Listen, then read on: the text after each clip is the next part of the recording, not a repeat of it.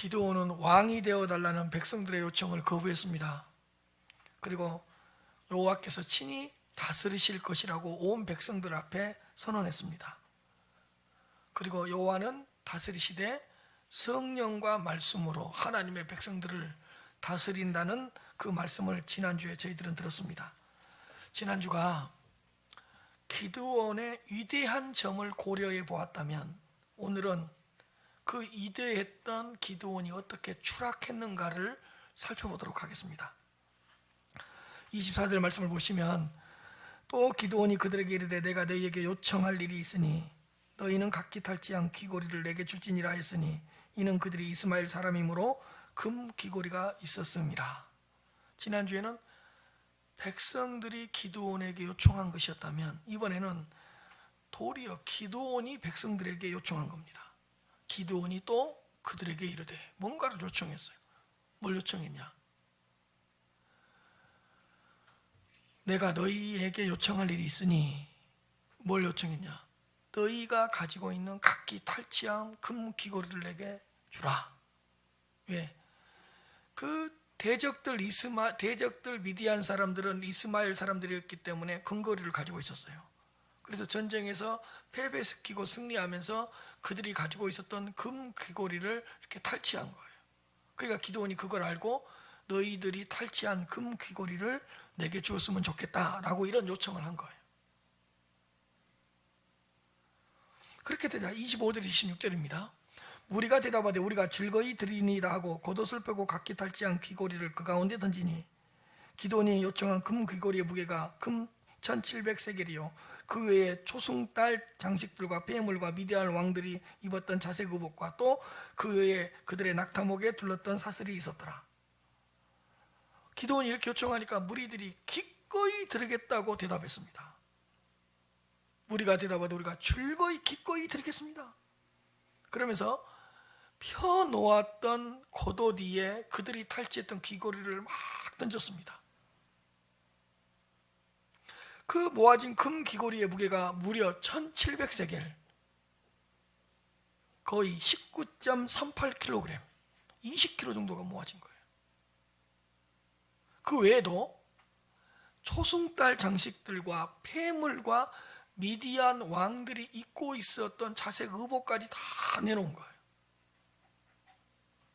또 그 외에 그들의 낙타목에 둘렀던 사슬까지도 있었어요. 낙타들에게 어떤 사슬을 딱 걸어주었는가 봐요. 근데 탈취하면서 그 낙타목에 있었던 사슬까지 탈취한 다음에 기드온이 달라고 요청을 하니까 다 내놓은 거예요. 근데 사실 기드온이 미디안의 두 왕 세바와 살문나를 죽인 후 그들의 낙타목에 있었던 초승달 장식을 취한 적이 이미 8장에서 있었습니다. 그러니까 미디안의 두 왕 세바와 살문나를 죽이고 그들의 낙타목에 있었던 초승달 장식들을 떼어낸 적이 있어요. 그래서 자기가 탈취한 적이 있어요. 이때부터 뭔가 틈이 보인 거예요. 그게 8장에 있거든요. 이때부터 기드온의 영적인 어떤 신앙에 좀 틈이 생기고 틈새가 보이는 거예요. 이때부터였어요. 자, 왜 그러냐? 27절입니다. 기드온이 그 금으로 에봇 하나를 만들어 자기의 성을 오브라에 두었더니 온 이스라엘이 그것을 음란하게 섬김으로 그것이 기드온과 그의 집의 올무가 되니라. 그럼 그 모아진 금으로 기드온이 뭘 했냐? 에봇 하나를 만들어 버린 거예요. 금의 봇을 하나 만들어서 자기가 속한 성읍에 딱 둔 거예요. 근데 기드온이 그 금으로 에봇 하나를 만들어 자기의 성읍 오브라에 두었더니 금의 봇을 만들어서 자기가 속해 있는 성읍에 딱 둔 거예요. 근데 그것이 어떻게 됐냐? 온 이스라엘이 그것을 음란하게 섬김으로 그것이 기드온과 그의 집의 올무가 돼버린 거예요. 온 이스라엘이 그것을 음란하게 섬겼다는 말은 뭐냐? 하나님처럼 섬겨버린 거예요. 우상으로 섬기기 시작해버린 거예요. 근데 누구부터 거기에 올무가 돼버렸냐? 기드온이 올무가 되니까 그의 온 집까지, 그 백성들까지도 올무가 돼버리는 거예요. 올가미가 돼버리고 덫이 돼버린 거예요. 돌이에요.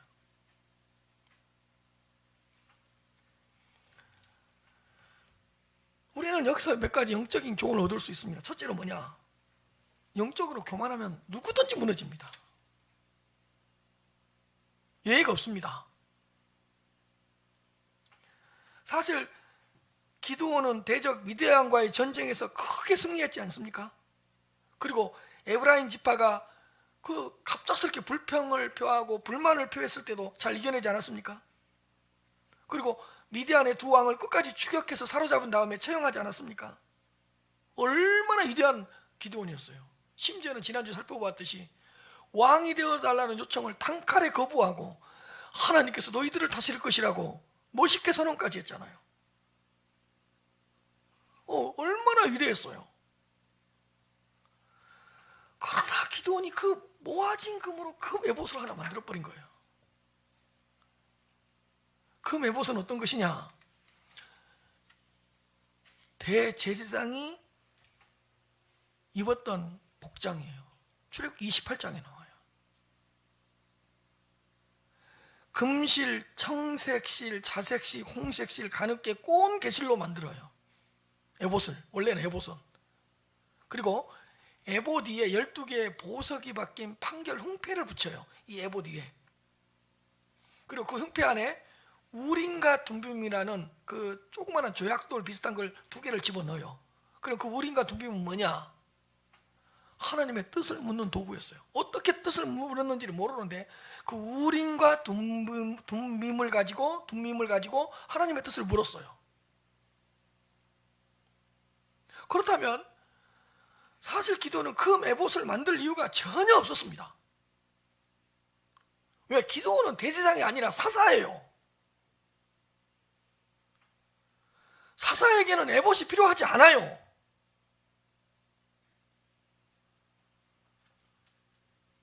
그런데 그 에봇을 만든 거예요.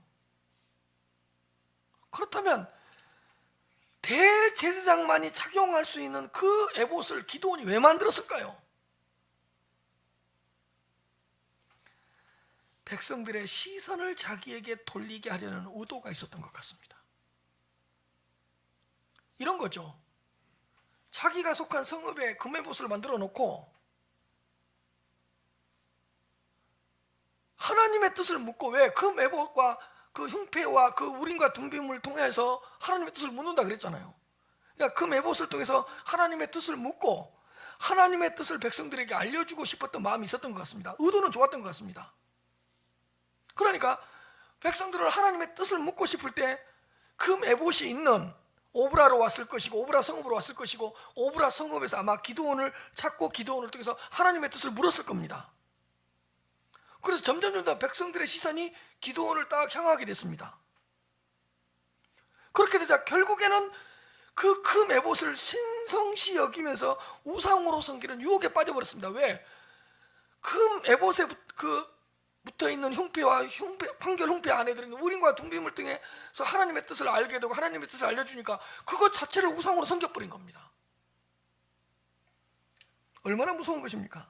그래서 기드온이 미혹되자 기드온의 가정이 올무에 빠지고, 기드온의 가정이 올무에 빠져 온 이스라엘 백성들이 그것을 뭔가 신비한 것처럼 그때부터 우상으로 섬기기 시작한 겁니다.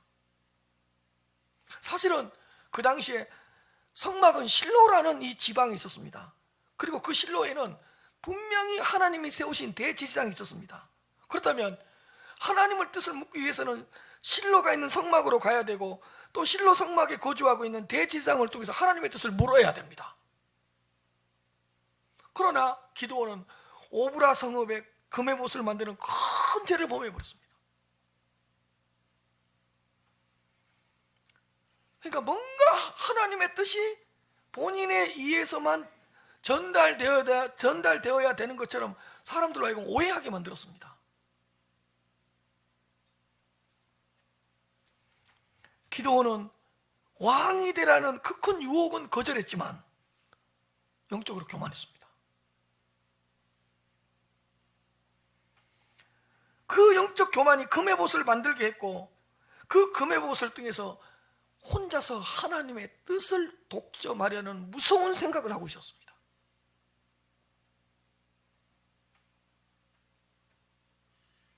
그러나 그 금에봇은 기드온을 무너뜨리고 그 집안을 무너뜨리는 올무가 되어버렸습니다. 여러분, 기드온이 영적으로 교만하게 된 이유가 무엇입니까?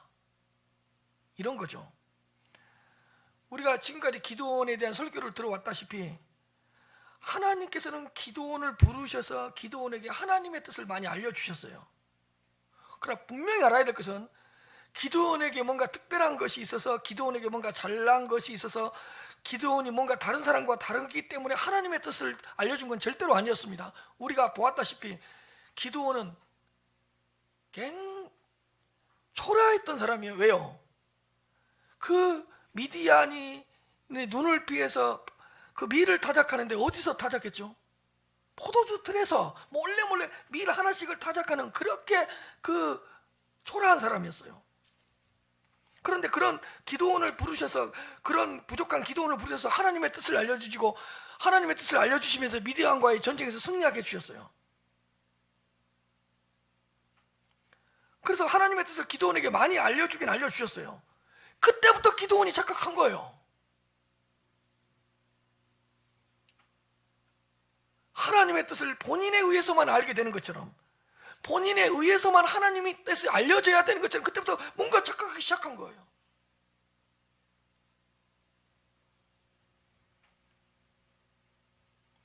기드온에게 하나님의 뜻을 알려주고, 또 기드온을 통해서 하나님의 뜻을 백성들에게 알려주게 되자 기드온은 영적으로 교만해져 버린 거예요. 부족해서 알려준 건데, 부르셔서 본인에게 뭔가 특별한 점이 있고 뭔가 잘난 것이 있어서 그렇게 되는 것처럼 그때부터 영적으로 교만하게 된 거예요. 영적 교만으로 인해 기드온은 결국에는 무너져 버립니다. 왕이 되라는 유혹은 이겨냈지만 영적 교만 때문에 기드온이 무너졌다는 것을 우리는 기억해야 될 것입니다.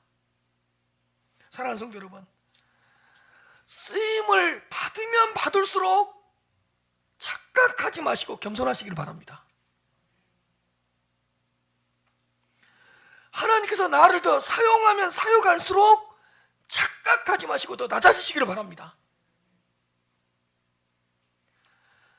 하나님의 일을 더 많이 감당하면 감당할수록 더 엎드리시기를 바랍니다. 아니, 다른 분들보다 하나님의 뜻을 빨리 깨닫고 다른 분들보다 더 많이 하나님의 뜻을 깨달으면 깨달을수록 착각하지 말고 영적으로 교만해지지 말고 더 겸손하시기를 바랍니다. 아무것도 아닌데도 알려주신 것이고 보잘것없는데도 하나님께서 들어 쓰시는 것이니까, 나에게 뭔가 특별한 것이 있어서, 나에게 뭔가 잘난 것이 있어서, 나에게 뭔가 대단한 것이 있어서 나를 사용한 것이 아니라 그런 뜻이에요.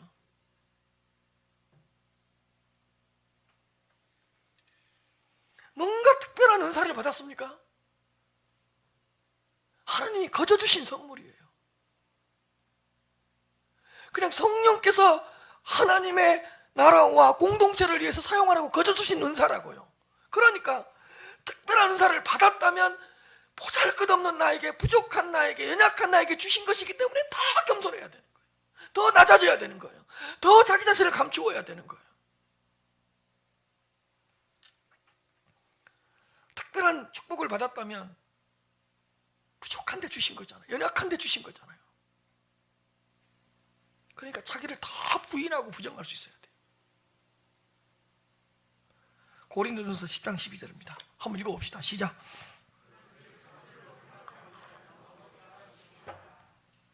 기도는 여기서 무너져 버린 거예요. 왕이 되라는 큰 유혹을 물리치고 나서 본인은 선줄로 생각한 거예요. 그러나 넘어져 버린 거예요.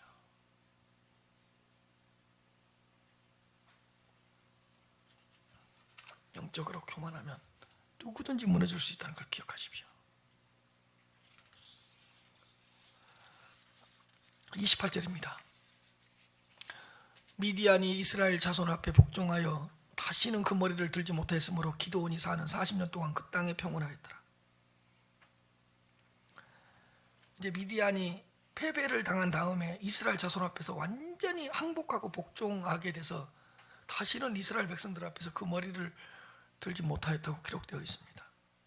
그러니까 7년 동안의 미디안의 그 학대와 미디안의 통치가 이제 막을 내렸고 더 이상 이스라엘 백성들을 괴롭히지 못했던 것입니다. 그래서 기드온이 살고 있는 40년 동안 그 땅이 평온했습니다. 자, 근데요 29절부터 31절입니다. 기드온의 마지막 마무리 이야기를 해주는데 기드온의 가정 이야기를 해줍니다. 기드온의 가정 이야기를 해주는데 29절입니다. 요아스의 아들 여룹바알이 돌아가서 자기 집에 거주하였는데 기드온이 아내가 많음으로 그의 몸에서 나온 아들이 70명이었고 세겜에 있는 그의 첩도 아들을 낳았으므로 그 이름을 아비멜렉이라 하였더라. 이제 공식적인 사사 역할을 마치고 기드온은 자기 집으로 돌아갔습니다. 여룹바알은 기드온의 이름입니다. 여룹바알인 기드온이 돌아가서 자기 집에 딱 거주했습니다. 공식적인 공적인 사사 역할을 다 감당하고 그럼에도 불구하고 하나님께서 사사로 사용하시긴 했는 것 같아요. 하여간 자기 집으로 돌아가서 거주하게 됐습니다. 그런데 기드온의 아내가 마름으로 그의 몸에서 낳은 아들이 무려 70명이었습니다. 세겜에 첩도 하나 뒀습니다. 근데 그 첩의 아들이 아비멜렉입니다. 여러분, 기드온이 죽기 전에 기드온에 대한 이야기를 해주는데 마지막으로 기드온의 가정 이야기를 해주고 있습니다. 그러니까 기드온의 삶의 마지막 부분에 대해서 어떤 이야기도 하지 않고 기드온 가정 이야기를 해줍니다. 아내도 많았답니다. 벌써 문제가 생긴 거예요. 왜 이렇게 아내가 많아야 돼요? 아들이 무려 70명이에요. 심지어는 세겜에 첩도 두었어요. 그 위대했던 기드온이 마지막에 어떻게 무너지는가 보세요. 어떻게 추락하고 있는가를 보세요. 심지어는요 이 첩의 아들이 본인이 왕이 되려고요 지금 8장인데 9장에서 30절에 기록되어 있는 자신의 형제 70명을 바위 위에서 다 죽여버려요. 딱 한 사람만 살아서 남아서 가요. 요담 무려 바위 위에서 70명을 다 죽여버려요. 본인이 왕이 되려고. 이런 끔찍한 사건이 일어납니다. 기드온의 삶의 마지막이 이렇게 어둡습니다.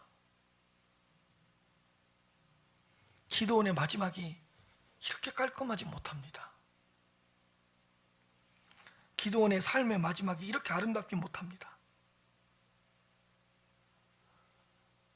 사사 큰 일을 감당했던 사사 기드온이라고 하기에는 마무리가 너무 초라합니다. 부끄럽습니다.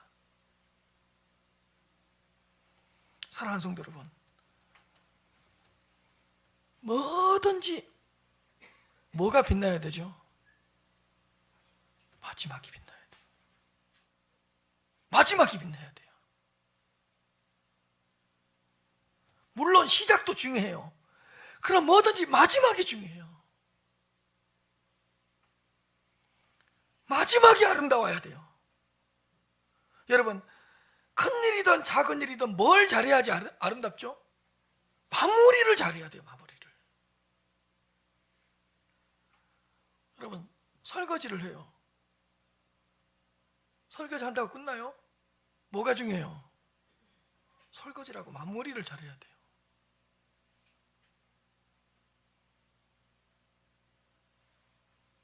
여러분, 청소해요. 뭐가 중요하죠? 그냥 밀기만 하면 되는 거예요? 청소도 뭐가 중요하죠? 마지막이 중요해요.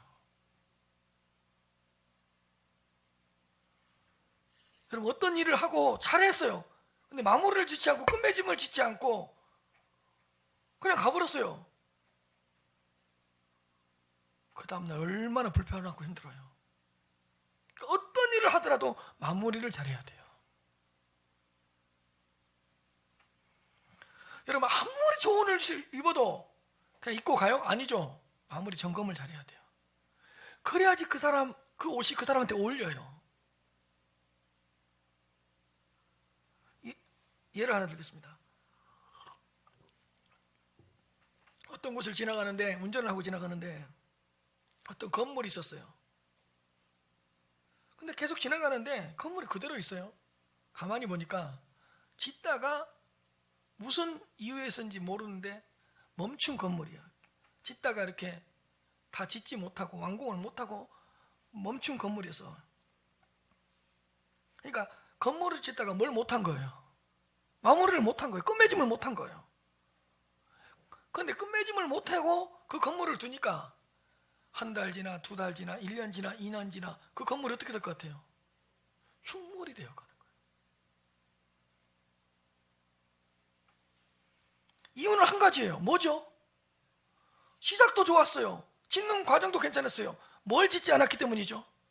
마무리를 짓지 않았기 때문에. 중간에 멈춰버린 거예요.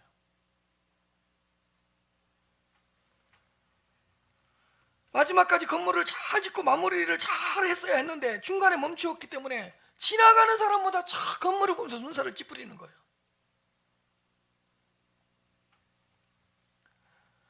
그렇다면 우리에게 있어서 우리의 삶보다 중요한 것은 없습니다. 우리의 삶은 다른 어떤 것보다 귀하기 때문에 뭐가 좋아야 되죠? 마지막이 좋아야 돼요.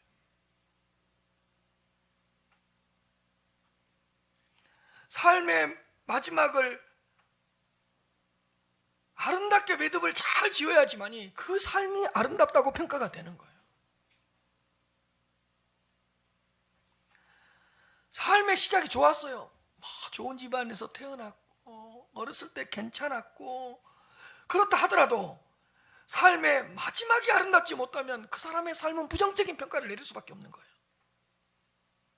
근데 삶의 출발이 별로 좋지 않았어요. 불행한 가정에 태어났고 부모님이 날마다 다퉜고 가난 때문에 힘들었고 질병 때문에 힘들었어요. 삶의 시작은. 근데 그 사람의 삶의 마지막이 아름다우면 그것도 재평가되고 그 사람의 살아온 삶의 과정도 재평가되면서 사람들은 인정해 주기 시작해요. 왜? 마지막이 아름답기 때문에.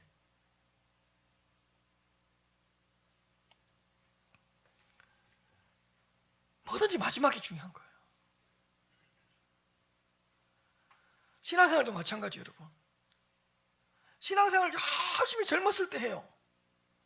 근데 세월이 지나고 시간이 지날수록 신앙생활을 점점 소홀히 해요.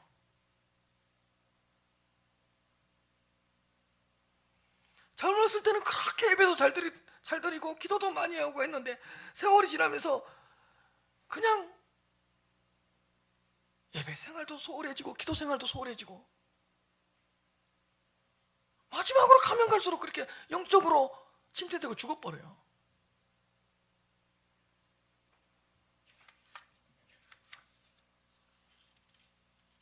그러면 되겠습니까?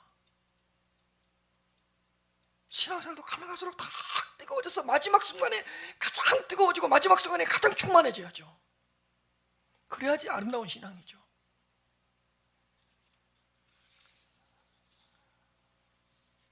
신앙생활의 마지막도 삶의 마지막도 이렇게 중요합니다.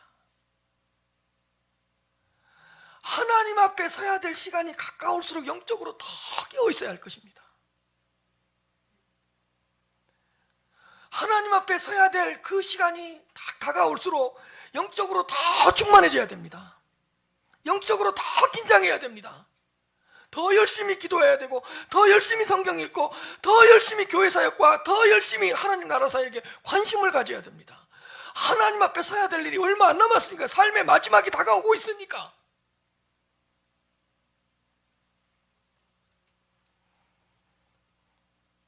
더 많은 사람들을 사랑해 줘야 되고요. 더 많은 사람들을 용서할 수 있어야 되고 삶의 마지막이 다가오고 있으니까 더 많은 분들을 품어줘야 되고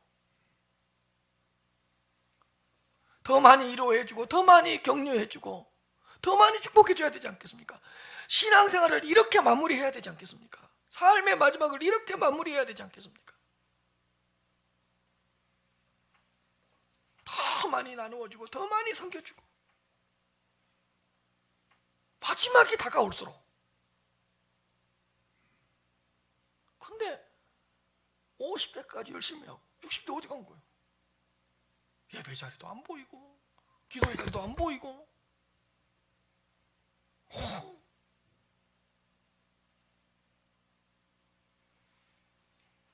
특별히 하나님 앞에 서는 그날까지 하나님 나라에 대한 비전을 잃지 않았으면 좋겠습니다. 정말로 하나님 나라가 곳곳에 임하기를 더 사모했으면 좋겠습니다. 내가 가진 모든 것을 주님을 위해 다 사용했으면 좋겠습니다. 내 마지막 남은 그 생명의 마지막 호흡까지도 하나님 나라를 위한 호흡이 되었으면 좋겠습니다.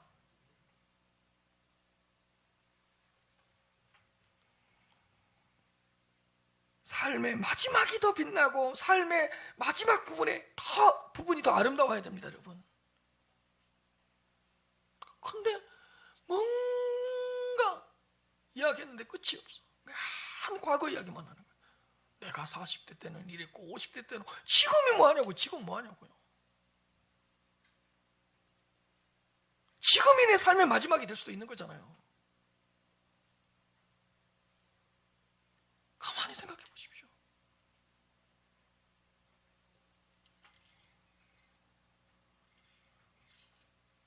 살아온 삶의 과정이 조금은 부족했더라도 시간이 지날수록 내 삶의 마지막, 내 삶의 끄트머리를 잘 다듬는다면 가을 단풍처럼 그 마지막이 얼마나 아름답게 물들겠습니까? 보십시오. 그 이대했던 기드온의 마지막 삶의 부분이 너무 아쉽지 않습니까? 그 이대했던 기드온이 이렇게 무너질 줄 누가 알았습니까? 그런데 기드온 이야기하면 300용사밖에 잘 몰라요. 그 이대했던 기드온이 어떻게 이렇게 추락할 수가 있냐고요. 영적으로 교만하고 삶의 마지막을 잘 다듬지를 못했어요. 그렇다면 묻겠습니다. 여러분들은 언제가 신앙이 제일 좋아야 되죠? 지금이에요. 지금이 내 삶의 마지막이 될 수도 있잖아요. 어제보다. 자, 내년을 맞이했어요. 언제 믿음이 제일 좋아야 되죠? 그때가 믿음이 제일 좋아야 돼요. 근데 점점 식은다고요. 하나님을 사랑하는 것도 점점 식고, 하나님 나라에 대한 그 사모함도 점점 식고. 그래서 어떻게 보면 다 하나님 앞에 설 날, 죽음 앞에 섰을 때 영적으로 너무 가난하고 빈곤한 거예요. 근데 그렇게 되면 안 되고, 하나님 앞에 설 날이 다가오면 다가올수록, 내 삶의 마지막이 다가오면 다가올수록 우리의 삶은 더 뜨거워져야 되고 우리의 삶은 더 충만해져야 될 거 아니에요. 그 상태로 하나님 앞에 서야 될 거 아닙니까?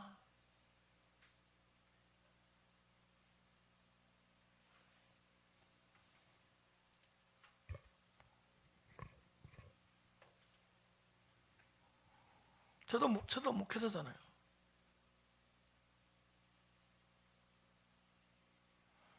목회자에 대한 평가도요, 목회를 어떻게 마무리를 하는가를 보면 알 수 있어요. 더 중요한 건 뭔지 압니까? 아무리 마무리 은퇴를 잘해도요, 그 목사님이 마지막에 어떻게 죽음을 맞이하는가를 보면 다 알 수 있습니다.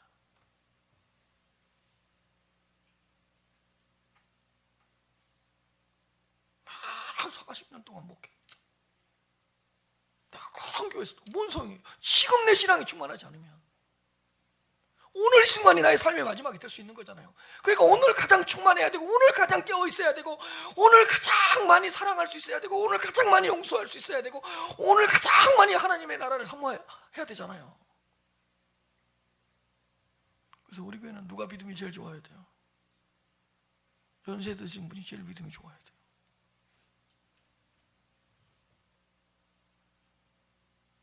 죄송한 표현이지만 인간적인 순서로 따지면 가장 먼저 하나님 앞에 설 시간표 안에 들어와 있으니까. 기도원이 너무 아쉬운 거예요. 기도원이 이렇게 무너질 줄 누가 알았어요? 사랑하는 성도 여러분, 우리 성도님들의 마지막의 삶은 어떤 그림으로 그려지고 있습니까? 여러분들은 여러분들의 마지막 그림을 어떻게 그려가고 있습니까?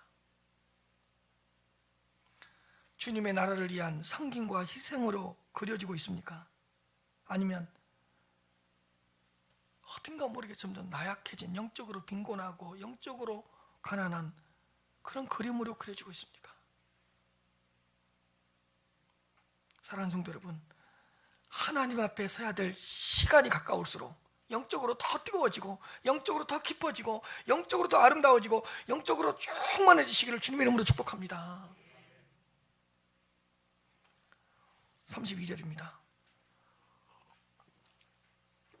요아스의 아들 기드온이 나이가 많아 죽음에 아비에셀 사람의 오브라에 있는 그의 아버지 요아스의 묘실에 장사되었더라. 요아스의 아들 기드온이 나이가 많아 죽었습니다.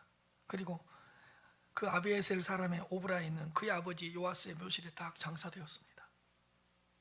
그러나 32절에 죽음을 맞이하기 전에 가정 이야기를 하면 삶의 마지막 부분을 보라고요. 너무 아쉽잖아요. 그 아쉬운 부분을 딱 말하고 기드온이 죽었다고 이야기하잖아요. 그러니까 기드온은 영적으로 무너진 채로 죽은 거예요.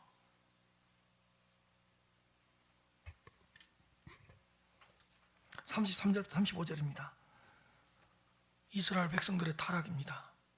기드온이 이미 죽음에 이스라엘 자손이 돌아서서 바알들을 따라가 음행하였으며 또 바알 브릿을 자기들의 신으로 삼고 이스라엘 자손이 주위의 모든 원수들의 손에서 자기들을 건져내신 여호와 자기들의 하나님을 기억하지 아니하며 또 여룻바알이라는 기드온이 이스라엘에 베푼 모든 은혜를 다 그의 집을 후대하지도 아니하였더라. 여러분, 기드온이 죽자마자 이스라엘 자손들이 돌아서서 바알들을 따라가 또 음행해버립니다.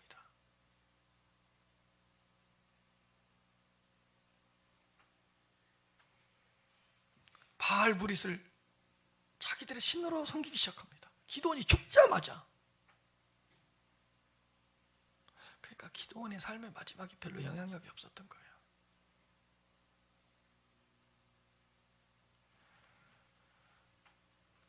그리고요, 이스라엘 자손이 주위의 모든 원수들의 손에서 자기들을 건져내신 여호와 자기들의 하나님을 기억하지 못하였다.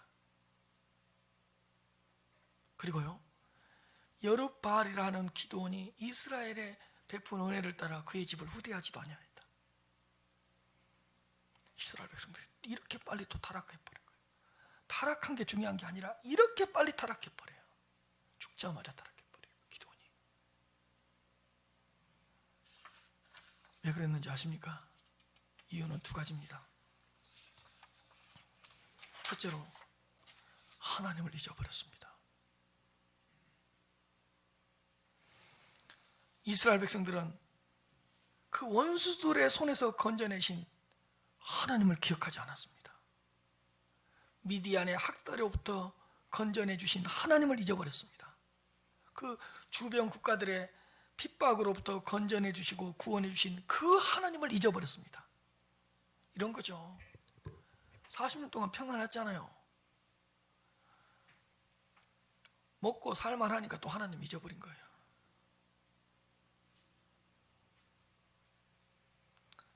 배가 부르죠. 하나님을 잊어버린 거예요. 조금 편안해지자 하나님을 잊어버리고 사는 거예요. 40년 동안 평안했다 그랬잖아요. 조금 평안해지니까 하나님 기억하지 않는 거예요. 인간이 이렇게 나약하고 연약해요.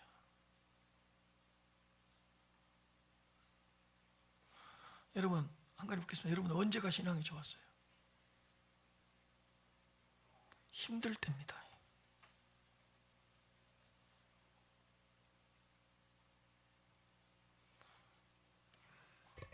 우리 한국교회가 왜 문제인지 아세요?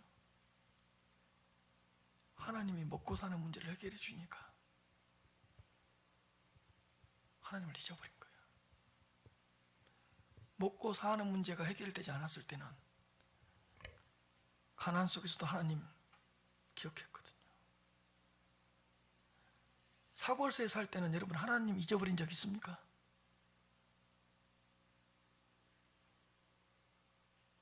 없잖아요. 그 어렵게 결혼했던 신혼 때 하나님 잊어버린 적 있습니까? 없죠. 언제 하나님 잊어버리죠? 배부르면, 편안해지면, 먹고 살만하면 그때부터 눈 돌리기 시작하는 거예요. 신명기 8장 11절부터 14절 상반절입니다. 보세요. 이미 하나님이 모세를 통해 예언해놨어요. 내가 오늘 내게 명하는 여호와의 명령과 법도와 규례를 지키지 아니하고, 잘 보십시오, 내 하나님 여호와를 뭐라고요? 잊어버리지 않도록 조심해라. 하나님 여호와를 잊어버리지 않도록 삼갈지어다. 보세요. 네가 먹어서 배부르고 아름다운 집을 짓고 거주하게 되며 네 소와 양이 번성하며 내 은금이 증식되면, 자 보세요, 네 소유가 풍부하게 될 때에 혹시라도 네 마음이 교만하여 네 하나님 여호와를 잊어버릴까 내가 염려가 된다. 언제 하나님 여호와를 잊어버린다고요? 12절 너무 리얼하잖아요. 네가 먹어서 배부르면, 네가 좋은 아파트에 살게 되면, 네 소와 양떼가 번성하면, 이게 뭐예요? 사업이죠, 사업. 내 은금이 증식되면 뭐예요? 물질이죠. 그리고 네 소유가 풍성하게 될 때에 혹시라도 네 마음이 교만하게 되어 네 하나님 여호와를 잊어버릴까 염려하노라. 너무 똑같아. 그러니까 배부르면 하나님 잊어버릴 수 있으니까 조심하라는 거예요. 아름다운 집을 지으면 하나님을 잊어버릴까 조심하라는 거예요. 네 소떼와 양떼가 번성하게 될 때 하나님을 잊어버릴까 조심하라는 거예요.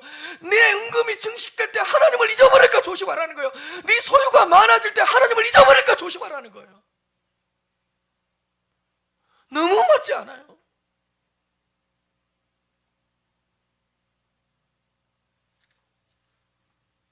신명기 8장 18절입니다. 네 하나님 여호와를 기억해라. 왜? 하나님이 너에게 재물 얻은 능력을 줬다. 네가 네 힘으로 재물 얻었다고 생각하지 말아라. 하나님께서 너에게 재물을 얻을 수 있고 재물을 모을 수 있는 능력을 주셨기 때문에 그 하나님을 기억해라. 사랑하는 성도 여러분, 하나님을 잊지 말고 하나님을 기억하면서 살아가십시다. 하나님을 기억해야 됩니다. 하나님의 은혜를 기억해야 됩니다. 보여주셔야죠. 하나님의 인도하심을 기억하시고, 하나님께서 지금까지 도와주신 도우심을 기억하시고, 하나님께서 여러분들에게 베풀어 주시는 행하신 일을 기억하시고, 그 온유하시고 자비로우시고 용서해 주시는 하나님의 성품을 기억하시고, 언제든지 함께 하시겠다는 하나님의 약속을 기억하시고, 하나님의 말씀을 기억하시고, 이런 걸 기억해야 돼요. 하나님을 잊어버리고 하나님을 기억하지 못하면 그때부터 하나님이 아닌 다른 것을 섬기게 됩니다. 그리고 교만하게 되어 자신의 힘과 능력을 의지하게 됩니다. 그러나 사랑하는 성도 여러분, 매 순간 하나님을 기억하시면서 살아가시기를 바랍니다. 두 번째로, 누군가로부터 받은 은혜를 잊어버렸습니다.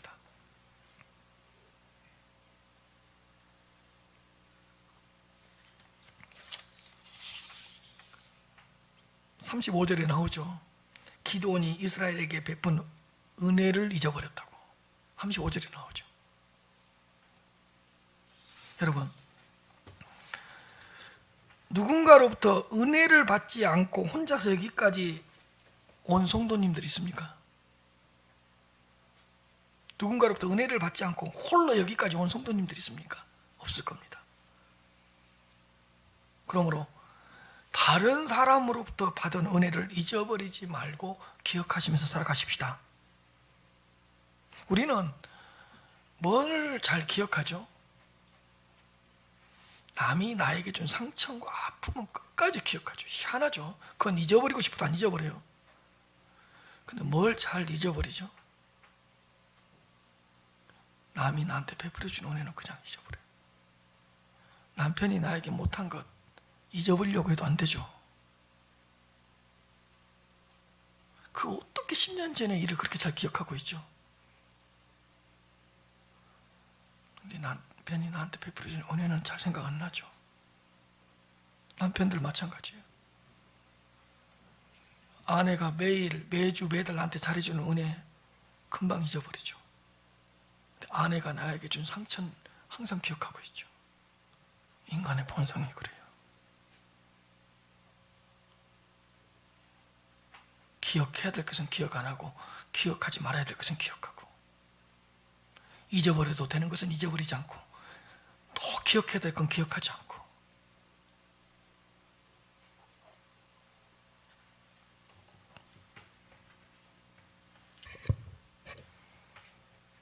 이스라엘 백성들은 기드온이 베풀어준 은혜를 잊어버렸습니다. 받은 은혜를 잊어버렸기 때문에 기드온의 집안에 은혜를 갚지 않았답니다. 후대하지 않았답니다. 여러분, 내가 준 거, 베푼 것만 기억하지 마시고 받은 것을 기억하시면서, 받은 은혜를 기억하시면서 살아가시길 바랍니다. 우리가 받은 은혜가 너무 많거든.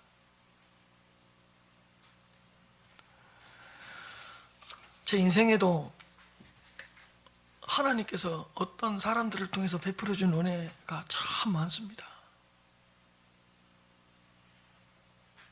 너무 많아서 전부 언급할 수도 없습니다.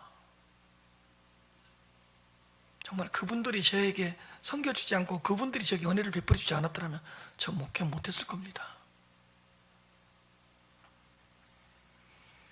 제가 처음 이 교회를 개척할 때도 정말 수많은 분들이 은혜를 베풀어 주었습니다.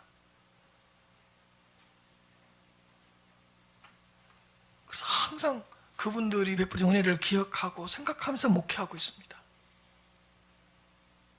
그리고 부족하지만 항상 기억하면서 새벽마다 기도해 주고 있습니다.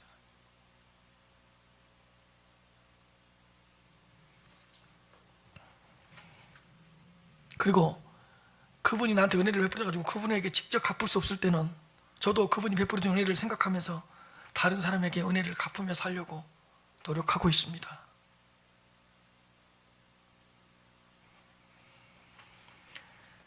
그분들의 도움과 섬김, 은혜가 아니었다면 제가 어떻게 이 자리에 설 수 있었겠습니까? 사랑하는 성도 여러분, 살아오면서 누군가로부터 받은 은혜를 한 번씩 헤아리면서 살아가십시다. 막 부모님이 나한테 준 상처, 아픔만 생각하지 말고, 그 부모님이 아니었으면 내가 어떻게 태어났겠어요. 우선 그 은혜만 해도 전부 아니에요.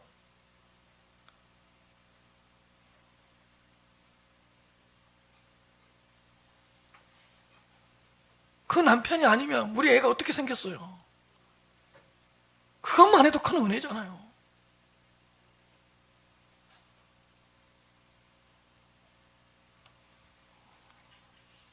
사실은 여러분들이 이 의자를 만든 사람이 의자를 만들지 않았다면 어떻게 이 의자에 앉아 있겠어요? 그것도 의자를 만들어준 사람의 은혜를 우리가 덕보고 있는 거잖아요.